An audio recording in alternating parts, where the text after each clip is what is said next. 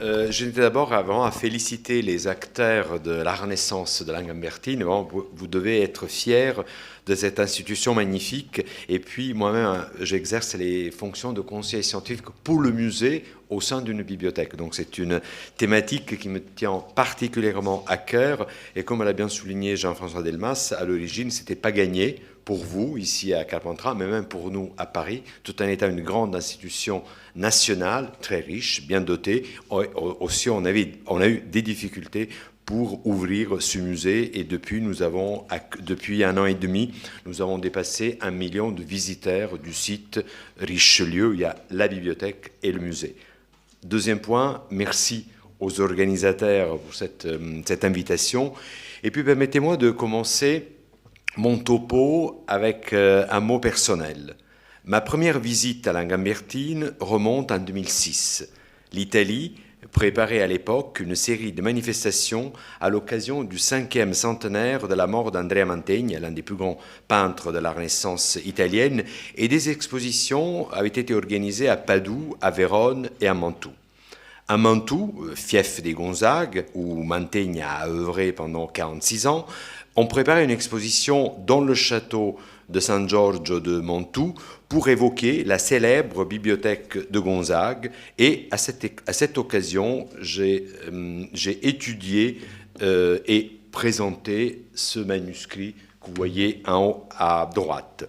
À l'époque, Jean-François Delmas, conservateur de la bibliothèque musée, que je remercie ici, m'ouvrit vraiment les portes de cette prestigieuse institution. Et surtout, d'abord, il va me chercher à la gare d'Avignon TGV, parce qu'il n'y a pas de train pour Carpentras. Donc déjà, le voyage, il fallait mériter la visite de Langambertine. Et je fus vraiment royalement accueilli dans cette institution. Et surtout, outre le Pétrarque, que je vous montrerai à la fin de mon intervention, j'ai eu l'occasion de découvrir d'autres manuscrits de la Renaissance italienne provenant respectivement de la bibliothèque des rois aragonais de Naples et de celle des Este de Ferrare. Donc c'est important que ces trois manuscrits sont issus tous les trois de grandes bibliothèques princières italiennes de la Renaissance, des bibliothèques qui avaient adopté le modèle de bibliothèque humaniste, et c'est vraiment important parce que ce modèle de bibliothèque humaniste a été aussi un peu celui qui est à la base même de Langambertine. Donc effectivement, Monseigneur d'Angambert, bien sûr, a vu les grands modèles des bibliothèques romaines, mais on peut dire que ce modèle qui commence au XVe siècle en Italie, vraiment a trouvé son épanouissement ici, dans la capitale du comtat. Du XIVe au XVe siècle, du nord au sud de la péninsule italienne, de nombreuses bibliothèques de cour vinrent le jour. Rappelons celles des Visconti à Pavie, des Gonzague à Mantoue, des Este à Ferrare, des Montefeltro à Urbino. Destinées à accroître la renommée du prince, elles étaient ouvertes aux savants et aux membres de la cour. De même, après les mésaventures de la bibliothèque pendant la période avignonnaise, le pape Nicolas V fonda une nouvelle bibliothèque destinée, selon les mots des humanistes, non seulement à tous les prélats de l'Église, mais aussi à l'embellissement durable et éternel. Et effectivement, la Bibliothèque Vaticane a connu une véritable renaissance avec ce pape. Mais la bibliothèque à l'époque, et j'insiste, c'était la véritable maison des muses, c'était le muséon. Le muséon, il n'y avait pas de cabinet de curiosité. Vous avez vu la conférence auparavant de Madame Béatrix. Le cabinet de curiosité est né plus tard, entre 14e et 15e siècle, quelque chose qui est très important. Tout se passe dans la bibliothèque. Et la bibliothèque est l'espace où le prince, l'humaniste, peut exprimer sa magnificence. Et les premières collections d'épigraphie, de monnaie, d'antiques étaient dans la bibliothèque. Et la bibliothèque était déjà un lieu public. Donc effectivement, encore une fois, Langambertine est héritière de cette tradition qui commence en plus, c'est pas le hasard, avec Pétrarque. Vous savez très bien que Pétrarque est strictement lié à cette ville. Et Pétrarque, pourquoi lui? Parce qu'il était le premier à avoir une grande bibliothèque humaniste, une française et une italienne réunies à sa mort à Arqua, près de Padoue, et puis il avait également un studiolo, un lieu de retraite spirituelle, de lecture, etc. Donc effectivement, c'est pour ça que j'insiste et c'est pour ça que j'ai choisi ces trois bibliothèques. Donc les trois manuscrits que je vais vous présenter proviennent respectivement, comme je vous disais, de la bibliothèque de trois grandes bibliothèques de cours, et un manuscrit est passé par la bibliothèque des rois d'Aragon, qui était dans le château neuf de Naples. Le deuxième était conservé dans la bibliothèque des Est au château de Ferrare, et le troisième surmontant passé par celle des Gonzague au au château de Mantoue. Le premier manuscrit, le plus ancien de la série, contient les vies des 12 Césars, a été réalisé à la commande d'un noble napolitain, Marino Tomacelli, et ce manuscrit est complètement inédit. Il n'a jamais été étudié. Je l'avais dans mes tiroirs depuis ma première visite à Carpentras.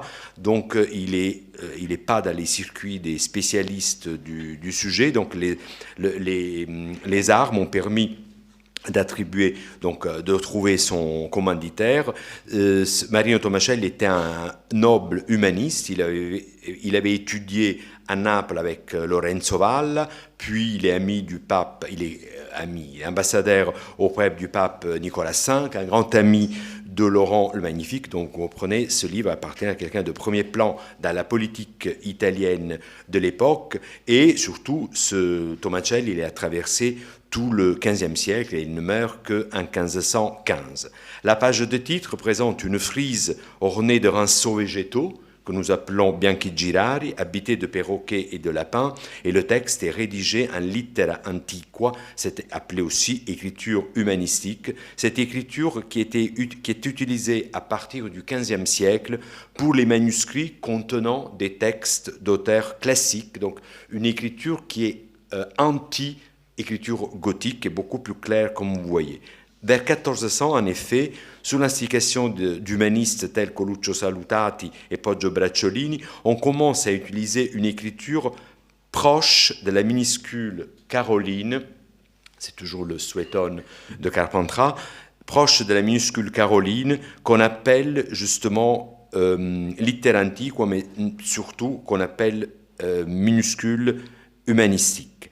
Et cette nouvelle écriture claire, régulière, débarrassée des redondances du gothique, fut accompagnée par un nouveau type de décor dit à bianchi girari, donc ces rinceaux végétaux, réservés en blanc sur un champ de couleurs. Et cette décoration a connu large diffusion dans l'Italie du Quattrocento, mais en fait les humanistes, ils n'avaient pas de modèle antique, donc ils ont copié des modèles romans du XIIe et XIIIe siècle, et même les décors, ils ont repris les décors de ces petites lettrines, vous voyez, avec ces rinceaux.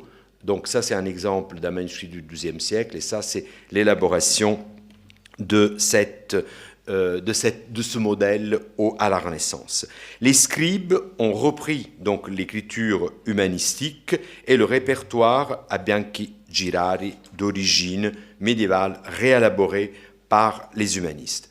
Donc la luminaire aussi, il est connu parce que nous pouvons attribuer sans aucun doute donc à cet artiste l'un des scribes, des enluminaires au service des rois d'Aragon, toute une série de manuscrits d'auteurs classiques, Sénèque, Élian, Giannozzo Manetti, qui est un humaniste, un traité sur le tremblement de terre, où vous allez reconnaître facilement ces mêmes poutis que nous avons dans le manuscrit de Carpentras, ou encore dans une traduction en latin du psautier pour Alphonse d'Aragon. Et surtout, ce qui est intéressant, c'est que tous les livres que je vous ai montrés auparavant, ils étaient tous réalisés à la commande du roi de Naples, Alphonse V d'Aragon. Donc Tomacelli, le commanditaire du manuscrit aujourd'hui à Carpentras, était sûrement lié à la cour et il a pu faire appel aux mêmes calligraphes et aux mêmes. Donc c'est un produit de cour et donc digne donc d'une grande bibliothèque princière. Mais nous ne savons pas, il reste un mystère, comment et quand ce livre, comment il est arrivé comment il est sorti de la bibliothèque des rois d'Aragon. On sait que de Tomacelli, il est passé dans la bibliothèque des rois d'Aragon parce que le manuscrit de Carpentras porte cette note agli storici qui correspond au classement. Il était dans la section d'histoire, donc des historiens de la bibliothèque royale. Et vous voyez, là c'est écrit sur le contreplat en bois, agli storici, et vous avez exactement le même classement sur un autre manuscrit de la Bibliothèque nationale de France, provenant également de la Bibliothèque des rois d'Aragon. Donc cette note est, si ce n'était pas que le style, parce qu'évidemment le style nous ramène à Naples, de même la relure est une magnifique relure aragonaise de l'époque, donc nous sommes dans les années maximum 1460 pour ce manuscrit, mais il a un passage, c'est-à-dire à la mort de Tomacelli, ou à la mort, non, parce que la bibliothèque n'existait déjà pas à l'époque, mais peut-être offert par Tomacelli au roi ou à quelques membres de la cour. Donc ces notes seront indispensables pour attribuer ce manuscrit à la grande bibliothèque aragonaise qui était la deuxième bibliothèque de l'Italie après la bibliothèque papale. La bibliothèque des papes et celle des rois d'Aragon avait grosso modo plus de 1600 manuscrits, ce qui faisait une bibliothèque énorme pour l'époque. Et donc je disais, nous ne savons pas ni comment ce manuscrit quitte la bibliothèque des rois d'Aragon. Peut-être avec Charles VIII en 1495, peut-être il a été vendu ce manuscrit par le dernier roi aragonais exilé en France dans la région de Tours au début du XVIe siècle, mais nous savons qu'il appartint plus tard, le manuscrit, à Bernard Médon, érudit toulousain, qui était en contact épistolaire avec les grands érudits de l'époque. C'était un partisan de Descartes. Nous possédons très peu d'éléments sur ce monsieur. Et puis, ce manuscrit réapparaît dans la bibliothèque des Mazougues. Il a déjà été question, comme vous le savez, Monseigneur d'Angambert a acheté un nombre important de livres de la bibliothèque d'Henri-Joseph Thomassin de Mazougues, président du Parlement d'Aix, et que le Monseigneur d'Angambert achète après la mort de Mazougues en 1745. Et parmi les manuscrits du père d'Henri-Joseph, seigneur de Mazougues, figuraient aussi des manuscrits importants de Nicolas Claude Fabry de Peresque. Le deuxième manuscrit provient de la bibliothèque des Estes de Ferrare. Il contient la légende dorée de Jacques de Voragine. Il présente, maintenant vous avez reconnu ce décor, il présente aussi une page de titre décorée par une frise à bianchi girari délimitée par des filets dorés. Dans la marge inférieure, les armes de la famille d'Est, au milieu des médaillons de Adam et de Moïse.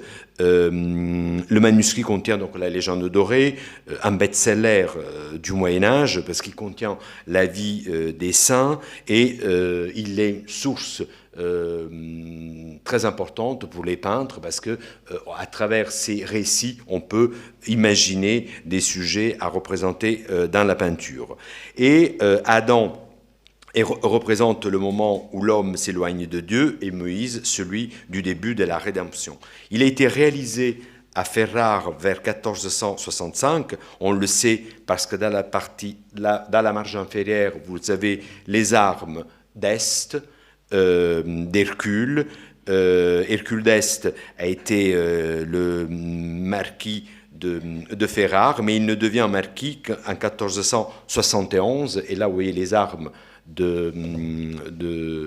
d'Hercule en tant que marquis avec les clés pontificales. Donc là c'est plus simplifié, donc c'est sûrement avant son élection à marquis de Ferrare. Nous savons aussi que Hercule d'Est possédait au moins 2 versions de la légende dorée en latin, comme témoigne l'inventaire de sa bibliothèque de 1465. Donc, ce manuscrit est l'un des 2 qui sont mentionnés, et puis le décor aranceaux végétaux, que je vous ai dit à Bianchi-Girard, est vraiment typique de ce moment dans les années 60 de la production ferraraise pour accompagner des œuvres d'humanistes comme celui de Boyard ou encore cette histoire impériale conservée l'une à Modène, l'autre à la bibliothèque de Ravenne. Et là, vous avez les mêmes emblèmes avec le diamant et l'œillet que vous avez ici sur le manuscrit de Carpentras, sur le manuscrit de Ferrare et sur le manuscrit de Ravenne. La luminaire est très important. C'est l'un des plus importants artistes au service de la famille d'Este. Il commence sous Borso d'Este et les portraits d'Adam et de Moïse du manuscrit de Carpentras sont très proches des saints, avec cette manière presque très graphique de rendre les profils des personnages. On le retrouve dans un grand chef-d'œuvre de Taddeo Crivelli qui est conservé aujourd'hui au Getty à Los Angeles. Le troisième et dernier manuscrit, c'était le but de ma venue à Carpentras à l'époque. C'est un manuscrit qui provient de la bibliothèque des Gonzague.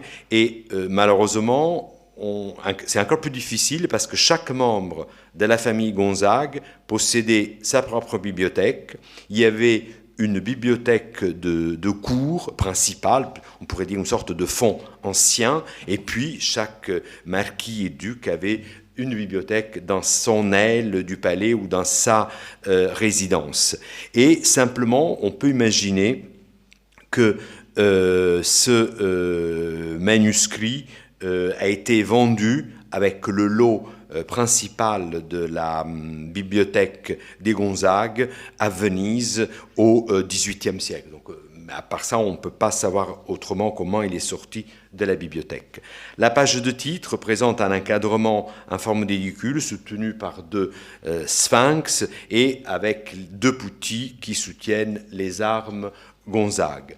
Ah, là, après, vous avez une lettre capitale avec une foudre ailée et motif classique qui est emprunté à des monnaies romaines. Et il présente deux autres pages peintes, toujours en forme d'édicule classique, avec ces très belles capitales à facettes, je reviendrai, ou prismatiques, le P, le M. Donc le manuscrit appartenait vraisemblablement à Francesco Gonzaga, donc le cardinal Gonzaga, vous voyez ici représenté par Mantegna dans la chambre des époux, mais on n'est pas sûr parce que beaucoup de manuscrits du cardinal ne portent pas le chapeau cardinalice. Peut-être il les faisait illuminer, parce que l'autre chose importante, le manuscrit de Carpentras a été copié par le plus important calligraphe italien de la Renaissance, qui s'appelle Bartolomeo Sanvito, qui habitait dans le palais romain du cardinal. C'est-à-dire le cardinal, à ses frais, faisait vivre un atelier avec un scribe et des enluminaires, dont le plus important s'appelait Gaspare de Padoue. Donc peut-être le cardinal faisait réaliser ces manuscrits pour d'autres membres de sa famille, peut-être pour son frère Frédéric, donc peut-être pour d'autres membres de la famille.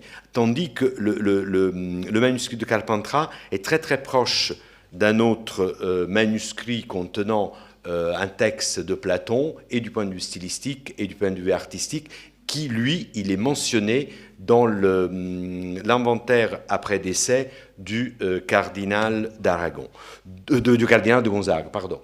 Et donc ce manuscrit de Carpentras aussi, la grande élégance, je vous disais, dans les facettes, dans ces capitales à facettes qui reproduisent vraiment des capitales typiques de la Renaissance italienne. Ça, c'est un exemple exceptionnel d'un manuscrit de 1459 qui sont une proposition en peinture des grandes capitales en bronze qui décoraient les monuments romains ou même des épigraphes de l'époque. Le manuscrit de Carpentras, le manuscrit donc Gonzague, Carpentras, on connaît pas plus aussi sur sa sortie de la bibliothèque. Nous savons simplement qu'il appartenait à Jean Reynard de Die, dans la Drôme, frère prêcheur en Avignon, et qu'il intègre après les collections de Monseigneur d'Angambert,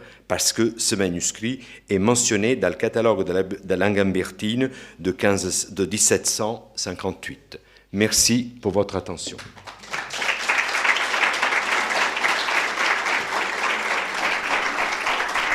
Merci beaucoup. Merci Monsieur Toscano. Est-ce que quelqu'un souhaite prendre le micro et échanger? C'est le principe pendant les 10 minutes qui suivent ces conférences, c'est d'échanger avec la salle et le public.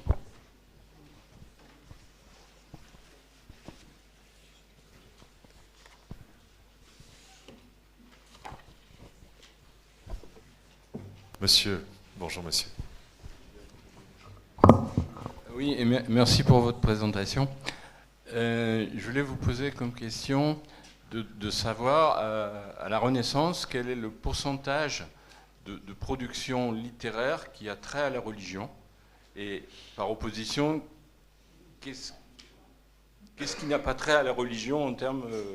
si vous voulez, l'importance, il faut avoir les idées très claires. À la Renaissance, c'est surtout, la Renaissance, on nous enseigne, c'est la redécouverte de l'Antiquité classique. Mais la Renaissance ne se fait pas en opposition à l'Église. Au contraire, dans une bibliothèque humaniste, mais Jean-François Delmas nous en a parlé aussi, dans celle de d'Angambert au XVIIIe, il y a à la fois les textes des auteurs classiques et aussi les textes de l'Église. Dans les bibliothèques des princes de la Renaissance, vous avez quasiment moitié-moitié. Moitié sont des textes d'auteurs classiques, surtout à la Renaissance, on retraduit du grec en latin Aristote, Platon, l'arrivée de Chrysoloras à Florence. Donc il y a un véritable hellénisme qui était méconnu au Moyen-Âge, parce qu'on lisait Aristote à travers des traductions latines d'après l'arabe. À partir de la fin du XIVe, on a accès directement en traduction latine des textes d'Aristote. Donc, dans une bibliothèque princière, vous avez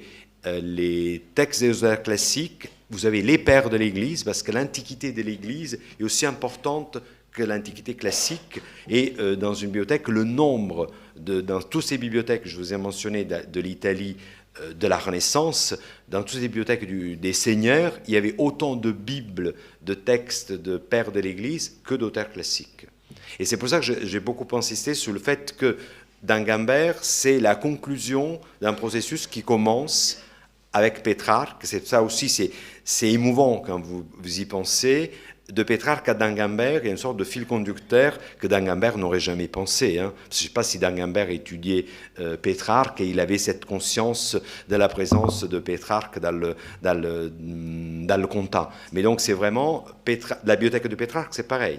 Les auteurs classiques, les Grecs traduits en latin, parce que Pétrarque ne lit pas le grec, et les pères de l'Église. Donc pour Pétrarque, Sénèque, Cicéron, il est aussi important que Saint-Augustin. Merci.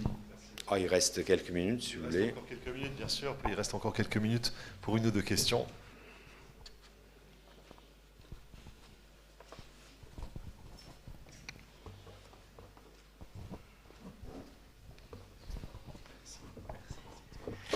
Bonjour, merci beaucoup pour votre présentation.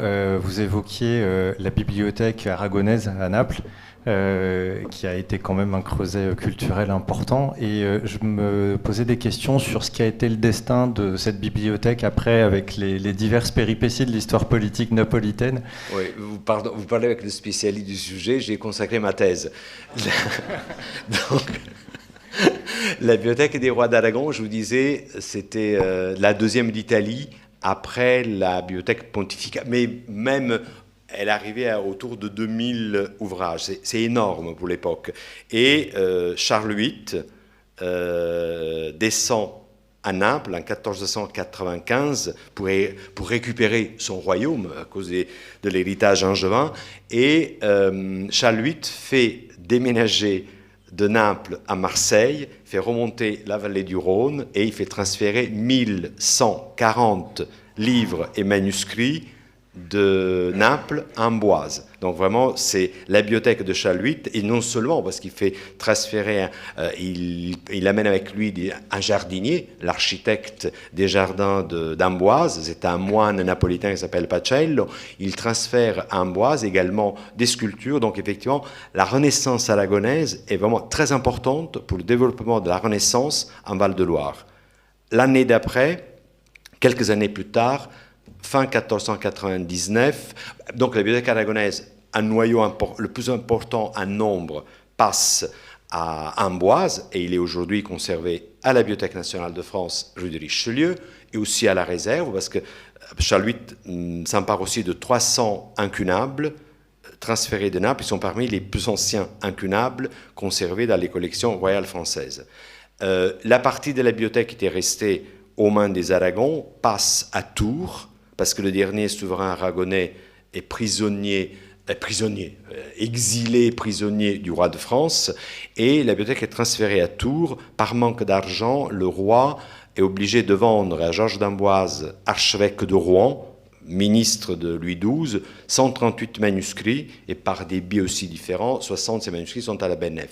S'ils restent aux mains de la famille aragonaise, passe à Ferrare, et de Ferrare à Valencia, où sont encore conservés. Donc les deux gros noyaux Aragon, c'est Paris, un nombre important, et Valencia.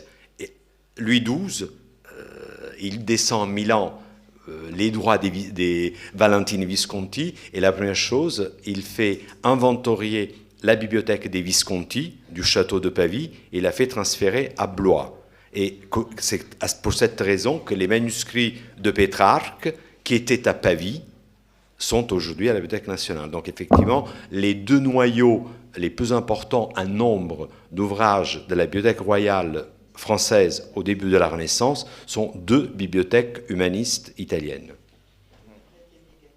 Non, c'est pas négatif, c'est l'histoire. Non, mais ça fait partie de l'histoire. Peut-être à Naples, elle aurait brûlé dans le château, justement, comme vous disiez, avec tous ces bombardements au moment de la succession, etc. Donc, effectivement, c'est comme ça, elle est sauvée. Elle est parfaitement conservée, connue, inventoriée. Et Pierre de Nolac, qu'on mentionnait tout à l'heure, il a consacré une étude pionnière et exceptionnelle sur la bibliothèque de Pétrarque, justement en partant du fonds Pétrarque de la Bibliothèque nationale. Merci pour vos réponses. On a, allez, avec une réponse courte éventuellement, une question avec une réponse courte, s'il vous plaît. Oui, mais bon, c'est Patrick Beau. Vous me posez des questions trop importantes. Celle-ci était très importante et a appelé une réponse longue, évidemment.